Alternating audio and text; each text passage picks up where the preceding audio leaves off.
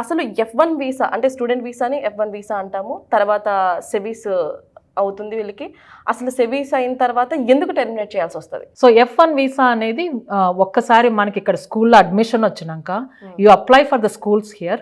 School will issue A I-20 అనే document issue చేస్తారు. బేసిక్గా I-20లో ఏముంటుంది, ఏ స్కూలు, ఏ ప్రోగ్రాము, ఎన్ని రోజులు నీ ప్రోగ్రాము, ఎంత ఖర్చు అవుతుంది దానికి, ఎన్ని రోజులు ఇది అనేది I-20 అనేది ఒక document. It will issued by the school.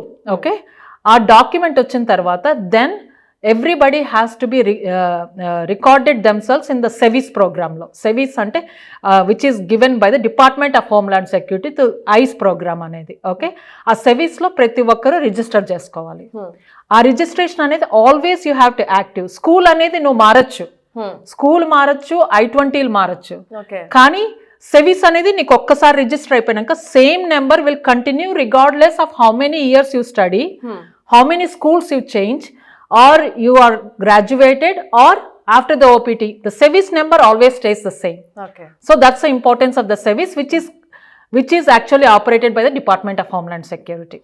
Okay, so adi SEVIS, adi I-20. ఇవి రెండు కూడా మీరు అమెరికాకి రాకముందే ఇవి రెండు కూడా మీరు ఆల్రెడీ రికార్డ్ చేసుకుంటారు. ఇవి రెండు తీసుకెళ్ళి you go to the visa to get the stamping in the passport.